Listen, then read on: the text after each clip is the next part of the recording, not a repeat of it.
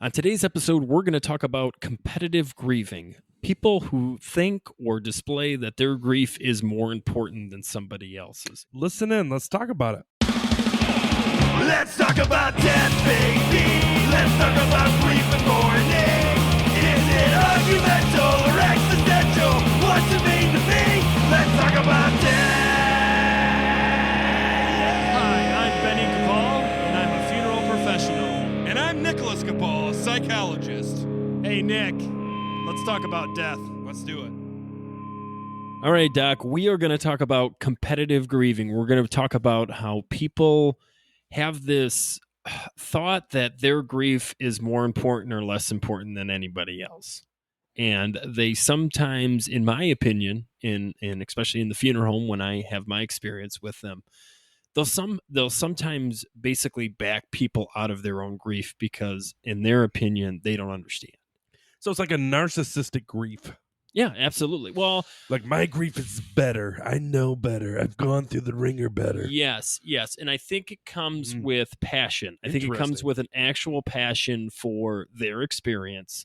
And they just think that their experience is so much more in depth of a grief than somebody else's. You know what? I think this is a good time. I think we need to talk about, do you think there is some situations, I'm not saying everybody, but do you think that there is some attention-seeking grievers out there? I would say for some people, they do. They feel like, okay, I lost my wife. We've been married for 86 years, because it's always that, right? They always bring up you don't understand the experience because you've only been married for 20 years. You don't know how many times that wedding dance-offs Yeah, were where the we win. longest couples where we win.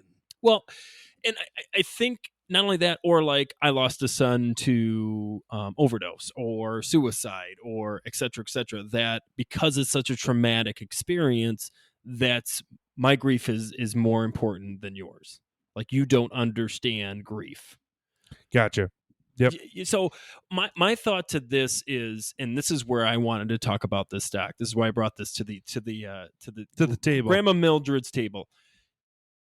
I really feel like this may be the most impactful thing against other people in their grieving, in my opinion, because I've seen people come in and basically bully, because I'm going to be honest, that's what it is. It's bullying others to think that their grief is more important than theirs. Now, I understand bullying is a very strong word, and I understand that they're going through a lot. I understand that, there's anger involved. There's a lot of passion, and they just love the person, so they feel like that strength should be, you just don't, either what you're going to say doesn't matter because you don't understand, or my grief is just more important than anybody else's in the room. And I don't know specifically if there's a right or wrong answer. I just know that it's very hurtful, especially when it's brought into the round table rooms, like group rooms, when they specifically, because the group is supposed to be able to, nobody's judging, nobody's blah, blah, blah. And then somebody brings up, well, you have no idea, Sonny Jim, because I've lived longer than you. Because my opinion to this, Doc, is because of being a funeral director, sometimes kids go through extreme traumatic grief at a very young age. And if you're coming to me and saying you don't know what grief is, you don't know what this person's grief is, right? So isn't that very selfish of you to think that your grief is more important than somebody else's? Okay, so first things first, we all know that person who's going to one-up everything. We do. We all know that definitely person do. that's like, oh, you got a speeding ticket? Well, let me tell you about that one time I was speeding. Not only was I speeding, but I was drinking too. I had a beer can out the like, window. I actually handed the beer can to the police officer when they pulled me. No, and I mean that facetiously, because I think there is those people that no matter what, they cannot help themselves. They will always one up. Now, with that being said, I have met a lot of these one-up people, and there's a lot of, how would I put this? exaggeration. Okay. Yeah. So, okay, so there's a couple things that I want to say here. So the person that is wanting support, it comes across as bullying, right? Yeah. That's what you said. It comes 100%. across- and I agree with you. I agree with you. Absolutely agree with you. Now I'm going to go to the one-up person, right? The problem I have is what I would be curious about as a therapist, as a person that wants to understand the brain, the mind, is why is that person doing that? Is that person doing that because they feel less than in this situation? So, for example, like, unfortunately, there is certain times in Ben, I've been around the funeral home long enough to tell you this, and you know this, and you'll nod. There is certain times that you'll be at a funeral and you'll look around, and there may be 30 people. Yep. And then there might be other funerals that you go to, and there might be 150 people. Yep. Right? Sound so far. To be honest with you, the 30 people funeral always makes me feel guilty. Okay. It has nothing to do with me. Yep. It has nothing to do with me. It has everything to do with, I wish that this person had people that cared enough about this person that more than 30 people would show up. Right. Because, I mean, nobody wants to die alone, right? This is the existential truth, right? Absolutely. This goes all back I to get this, right? I get it. I get where you're coming from. So, I guess what I would be interested in hearing the story, because that's the other thing, right? We see things or we hear things and we make our own judgments on it. Absolutely. So our immediate knee jerk is like, this is a jerk, like this is a bully, picking on someone who just recently lost someone, right? But we don't know what that bully's experience was in their death. So again, if we're gonna talk about psychology, here's the beautiful part, right? I would imagine that they were bullied during their grief. Okay. So this is a push down generation to generation bullying of grief symptomology, meaning that, and I'm not saying all of them, but I would imagine that a lot of them, even the bullies, were not allowed to grieve properly. Oh, so how dare you get my sympathy? Oh, you don't deserve when it. I didn't get it. Oh, okay. Well, just something to think about. Well, and this is the other thing too. Like, I feel bad calling them bullies, because then I feel like, as a professional, this is my humanity right here, Doc. I feel like as a professional, that's not right to call somebody out on their experience of grief, especially when we're talking about, let's talk about death. But however, I will say, wait, hold on. I will say, as a death leader, or I'd like to be a death leader someday. A guide. There we go. Okay. That if I'm in a room and somebody's doing that, I will, and I have stepped in and said, well, you don't know everybody else's grief in this room. You don't know where we come But how from. about step in and say something like, wow, it sounds like you're really in a lot of pain from your grief. That sounds like a psychologist would say that. The reason why I'm saying that is because maybe nobody acknowledged their grief. I get it. And maybe that's exactly what they needed, because for once somebody is bringing up or actually listening to them in the way that they want to be listened to. Because to me, and I'm not saying everyone, but I'm going to imagine a lot of the things that you have heard is someone that had disenfranchised grief. Oh, 100. And if you don't know what disenfranchised grief is, go Check out the back. episode. Go back to disenfranchised grief. My thing, Doc, and I think this is the natural feeling, right? You have been trained as a counselor, as a therapist, and as a psychologist to be able to take a step and do that, right? And I get that, and I understand. And I understand there's part that maybe that would be very helpful, not only to everybody in that room to hear, but also as me, as a clinician, right? To put aside my opinion on your bullying and get to the point. Empathy is really hard. It is really hard. It is really hard.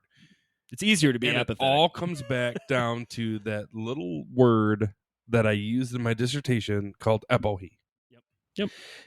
you need to be able, I think, as a funeral professional, I get you. I'm working you on it. need to be able to set all your preconceived notions, all your thoughts, everything that me and you know about grief and loss and death.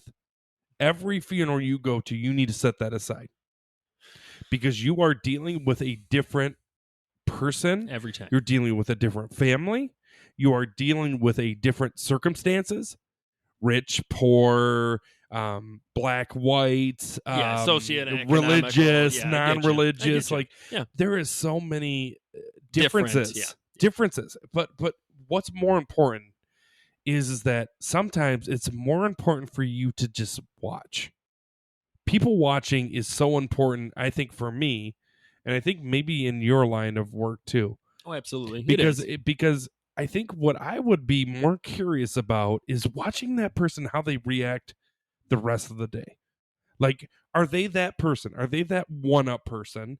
Or did that grief, is that the only situation where you caught them that day being that way? And if that's the case, then we know the trigger. I think my biggest problem isn't necessarily if they're saying it to me. My problem is if they're saying no. I want to finish that thought.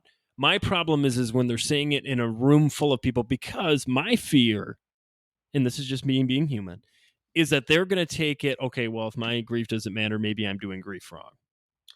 Okay, so again, in that situation, so you see someone, the one-up person. Yep. And you see them talking to someone who just recently lost someone. Mhm. Okay. What I would do is acknowledge the pain. Okay. For the one-upper, Yep. right? And be like, wow, it sounds like you have a lot of disenfranchised grief that you just haven't been able to really talk about, right? You're doing two things there. You're acknowledging the pain of grief. Okay. Which is that recent person going through grief needs to hear too. Well, and a lot of these times it isn't somebody who's recently gone through. But what I'm saying to you is that everybody in that room just heard what you just said, which was, I acknowledge that there is still pain and grief there. And in fairness to me, I did acknowledge him because I had this experience. I had this person literally said that to me. I acknowledged, but then I threw the caveat in. But you don't realize some of us have our own grief that you have not come. So can we please have an opportunity to at least explain our grief? What I would, my toss up back forth would be, does anybody in this room feel the same way? Okay. And see if there's, instead of calling that person out for saying something that was bring the rest of the inappropriate, room in. bring the whole rest of the room in. You will know right away when someone says an inappropriate statement. And everybody's like, okay. Again, going back to nonverbal Nonverbal psychology, right. you will know right away that someone was upset by that Yeah, comment, right? yeah. So my thing would be is acknowledging the person. Okay. It's fair. While looking at that person and saying, is there anybody else that feels, disenfranchised in their own grief? Okay. Disenfranchised, okay, for Yeah, any you really need listeners, to explain listeners out there, disenfranchised grief is any grief that you weren't allowed to feel properly, right? In your opinion. In your experience. Correct. Right? So, like, this disenfranchised grief comes up a lot when we talk about, like, suicide or Stillborn. You know what? We really need to have another. Yeah, stillborn. Yes, yeah. we need to have. We need to cross that yes. bridge again. Baby deaths are. But anyways, back to what I was saying. I think that's the thing, is that you don't want to disenfranchise Them the again. disenfranchised griever. It's tough. It's tough because I understand. You want to bring You want to protect the rest of the people group, yes. and there is a little bit of me that's like, okay, I need to stop this fire don't before think this it. person is purposely being a bully. For the most No, part. and I agree with you. I will agree with you on that. I think they're getting tired of these people that are trying to give them advice, and in their opinion or experience, they don't know, or they're not. No. You're wasting my time. No, they, in their experience, had the worst grief. In their experience, they had the worst grief. So how dare you come in here and talk about how your grief was life-changing when I lost my daughter in front of me? And you're You get what talking I'm- about your dog when I lost my But baby what girl. they I don't get- yeah. acknowledge is that for some people, that dog meant Means more or the same. Yes. Yep. And I think that's the problem, Doc. And I'll be the first one out, and I'm telling it to the listeners because I think it's important to be truthful. There are times I wish I had that extra second. I wish I had that extra second to kind of take a breath, which I should just literally take a breath. the thing is digest the for situation. you and for anybody listening out there, our society pushes speed. Yeah, exactly. If you are able to take a deep breath, watch what's going on around you, and take that extra second. It most of the time it is a second. It is. It is a second to look around the room, acknowledge what is actually going on. Okay. So, like, one of the things they taught us in like therapy school, right? Therapy In school. Therapy school. Come on right? down to become therapy a school psychologist. 101. My 26 years of education. One of the things they taught us to do is to be able to just be. Yeah. You Present, don't be have to present. be the person who answers. You don't have to be the person that talks. And in most of the conversations, it's actually better to be the person that listens. And when you listen and you're able to use your beautiful brain that we all have, that we have spent years developing, and slow down enough to go, I wonder why that person just said that. Instead of, how dare them just say that? Yeah. No, I get that. And don't get me wrong, we are human. That's the knee jerk. The knee jerk is like, Dude, what ooh, a that was really uncomfortable. That made me feel uncomfortable. You made me feel uncomfortable. Well, it's not only that. But It's the you're making reality- these people feel uncomfortable. But the reality is we have no idea. what they feel like, what he feels like. Yeah. Or she Right? feels like. We are Yeah. using our subjective experience and throwing it on everybody else. And again, that's narcissism. It's true. It's very true. Don't get me wrong. It's Like, very true. if you're seeing someone literally get physically bullied, is pretty apparent that they're getting bullied. But what I'm saying is there's a lot of times that we as adults, we think we know better than everybody in the room does. Okay, so let's take that same experience, Doc, or let's take that same example. So the two ways that could be addressed is he continues or she continues that behavior, right? Or the second one is they realize for the first time, probably in their grieving experience, that somebody's actually listening to them. Or they don't, and you planted a seed. So one of the things that I've also realized in my years of therapy is that sometimes what we say doesn't necessarily hit home right away. Meaning that is the minute that I stopped that behavior and just acknowledged their pain, acknowledged everybody in the room, that I noticed that there was something weird going on, a feeling, right? For the person that's talking, I hope it stops them and it goes, I wonder why they said that. Okay. Right? I didn't necessarily tell them what they just said hurt someone. But if I can get them to go home and think about that one, and maybe a week later they're like, you know what, that was a weird experience. Like for some reason this random guy just was like, acknowledged me. They're not going to say that, but Right. he heard me, and they asked me a question that I've never been asked before. If I can get them to go, I wonder how many people in my life that I never gave the opportunity to speak their piece. There's the nugget. The meaning of the whole thing is for them to come to that. No, and I that was beautiful. That you walked it through, and I hope in the next experience that I have, I can take that beat and be a little more conscious of it, because at the end of the day, it is to also help their experience. And I think we do get a little bit in our own worlds of, wow, like, how dare you? You're encroaching on not only the groups, but you're encroaching on my grief, which you have no experience. To give you a little bit of love, I'm going to throw a little bit of love back at you. Being a death professional, it is very hard not to try to defend the downtrodden. Right. The right. people that recently lost someone.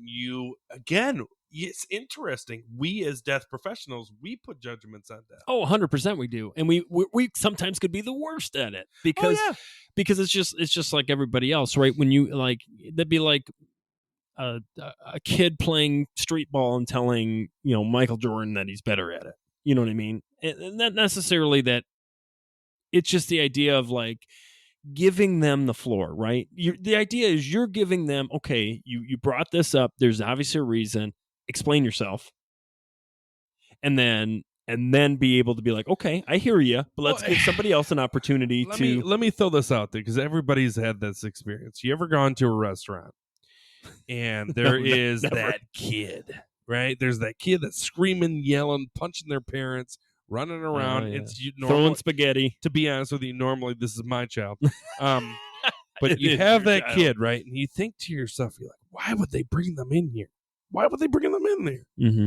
And then you take a second and you think about it and you go, this is how that kid learns.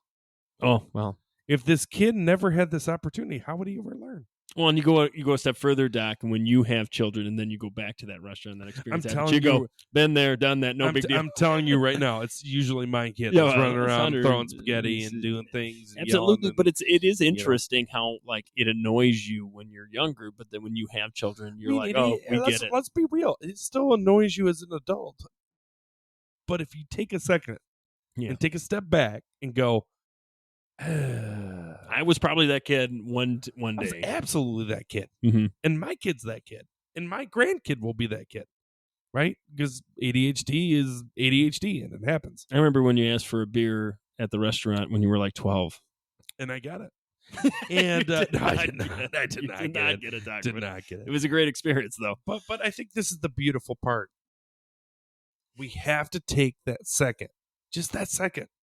So rounding this all out, Doc, because we brought up one specific experience, but in all honesty, would you agree with me in the fact that it is very detrimental to do if you are conscious about it? But see, what I'm trying to explain to the listeners out there and to you, you can stop that and make it a positive experience. Got you. You don't have to say, oh, I hear what you're saying, but come on, everybody else around here is very discomforting because you are, Oh, I see what you're saying. you're That's not kind solving. of, you're kind of being a tool. That's here, not solving you know? anything. And like you said, you're just disenfranchising their grief. Maybe. I Again, get it. again, we're tossing salad. potato here. But I think what I am saying is if you can take that moment and make it a learning experience, not only for the one-up person, but for the people listening and saying, hey, listen, we can all understand that grief sucks. Mm-hmm. Mm-hmm. And we can all understand We do this together. that we're doing this together. But what I am saying to you is I wonder how many people know your experience. Nobody. Let's open up the room to that. Well, and I guess my last question is, Nick, let's flip that. Let's flip it, Doc. What advice would you have for the person that struggles with that? Nobody else has the grief that I have. What would be I would immediately look at them and go, you are absolutely correct. No one will ever have the grief that you have because that's yours. No. But like, what would you say to them if they're like, I go to these groups or I talk to people and they just their grief is not as intense as mine. I literally just told you what I would just tell them. You're right. Your grief is different. Your grief is yours. My question would be, what did you learn from your grief? Okay. What makes your grief not only necessarily More that intense. difficult or that challenge that you had to go through, but like, what did it make you become? What did it turn you into?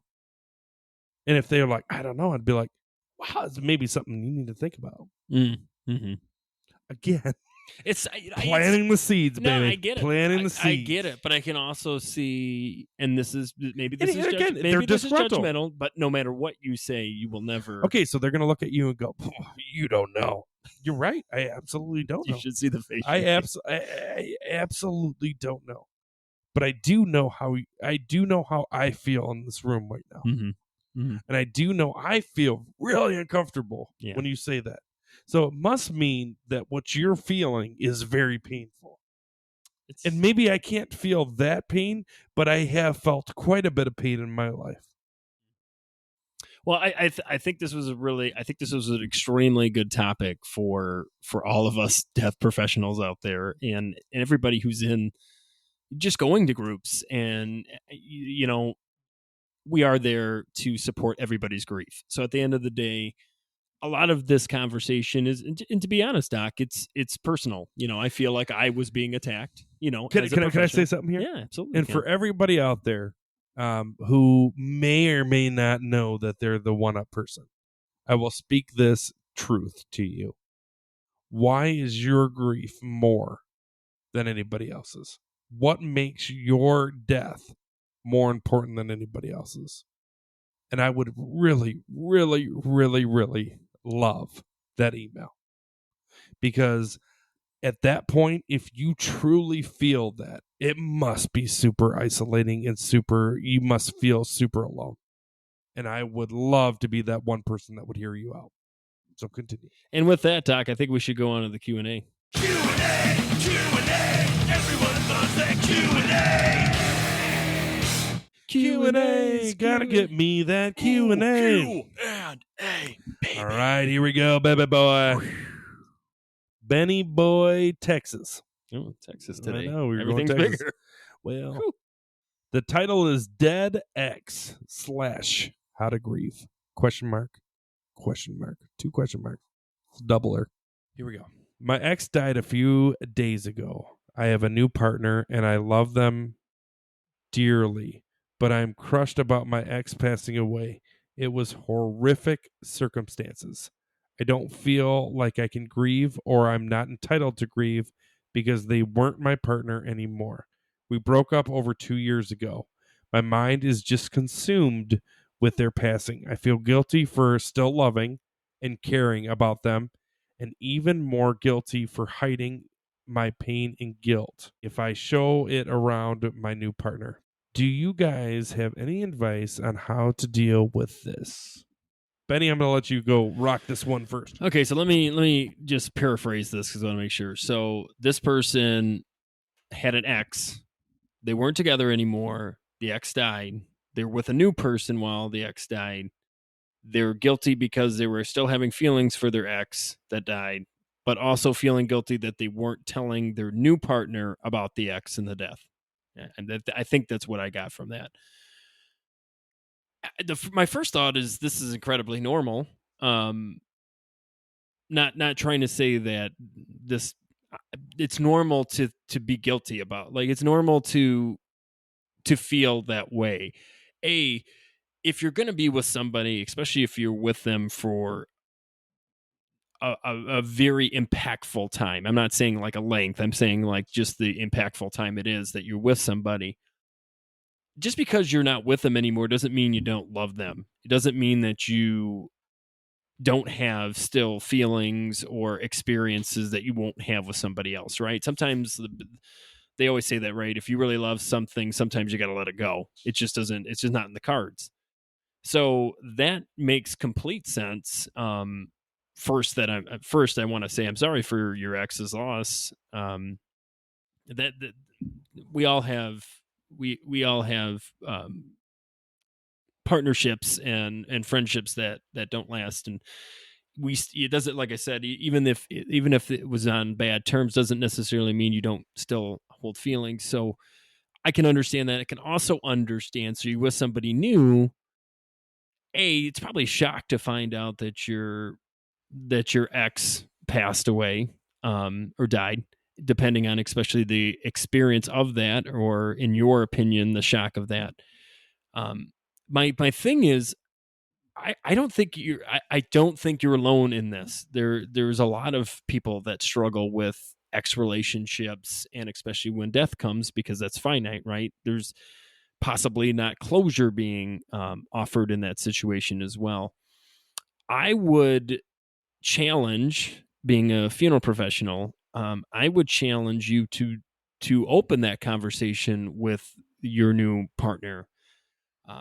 I think it may be cathartic in some ways. It might relieve some stress, and honesty is always the best policy. That's my opinion, but I'm not saying that's going to be easy. And I'm not saying that it's going to hurt not only to stir up old emotional things, but maybe your new partner doesn't even know that that ex-partner existed, or the feelings still existed, so it could hurt them too. But I think at the end of the day, I think there's power in being honest to it. All right, so I'm going to focus on a line here. I am not entitled to grieve because they weren't my partner anymore. Okay. What makes anybody entitled to grieve? So that statement right there is, I'm going to challenge it. Let's go CBT, cognitive behavioral therapy. Why do you sound like Randy Man Macho Well, Savage? When I get in this chair, we're going to brother. Now that's Hulk. I mean, Brother. there was a lot of brothers going on at that time. What I'm saying is like the word entitled. Everybody is entitled to grieve. You can grieve for a squirrel that you saw on the side of the road that was dead.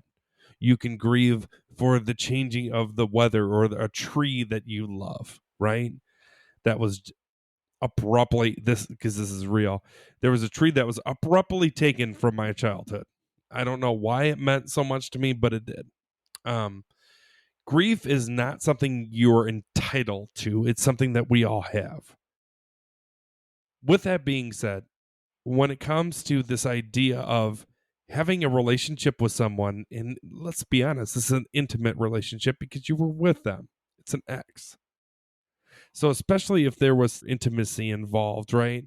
These people that come in and out of our lives still mean something. They leave behind a part of them. So for someone saying that they are not allowed to grieve someone, even if it is just, like I said, a squirrel that you found on the side of the road, or, those things, you are absolutely allowed to grieve.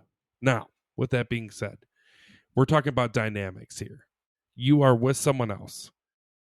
It is obviously awkward or uncomfortable to talk to the person that you are now with about an ex, right? And I want to normalize that because I think we've all, in this listener's view, anybody listening to this, and Ben and I can also have our own experiences here. It is difficult to talk about your ex with the person that you're with. However, you would not be with the person you are with without that ex. That is a part of who you are. That is a part of where you came from. It is important to allow yourself to grieve that. That's why every breakup hurts. Why? Because it's a grief. We are grieving a death in our relationships. I always say this too, when you grieve an ex, you're also grieving their family too, because most of the time, not saying every time, but most of the time, when you break up with someone, you're also breaking up with their family, their friends, their cousins, which sucks. It's okay to feel that pain. It's okay to talk about that pain. If you can't feel comfortable talking to it with your significant other, I would very, very, very, very, very, very much advise you to seek out therapy, because that person isn't going to judge you. You can talk about your past 8 relationships and they're not going to judge you. And if they do, please leave that therapy room and write a horrible review, because they are not supposed to judge you. But I am saying this is an important topic because I think a lot of people struggle with this. This is, in bold quotation marks, disenfranchised grief. If you've never thought about it or never heard of it, look at our previous episode. We did one on disenfranchised grief. This is a disenfranchised grief. And please, if you have any more questions or concerns, reach out to us. Let us know. Yeah, go ahead and leave those emails or thoughts to let's talk about deathpod@gmail.com. I'd yet again like to thank you all for listening. Feel free to drop some stars, maybe some reviews, maybe send us out, put us out there on the social medias. That would be absolutely wonderful.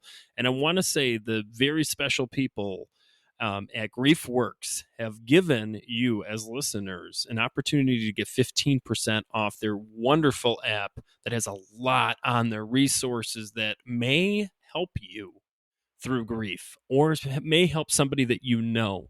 So please, if you head to illumapps.com/LTAD, as in Let's Talk About Death, you will get that 15% off. And yet again, we'll leave the actual link underneath in when you see the episode, you'll see it underneath. So just check down below and you can actually just go right from there. But make sure that you love us, you like us, you go out there, put some stars down. Make sure you let us know how much you like this. Yeah, leave us those emails at Let's Talk About Death pod@gmail.com. And as always, Dr. Nicholas, if you are not talking about death, You sure ain't living. Thank you so much for listening in.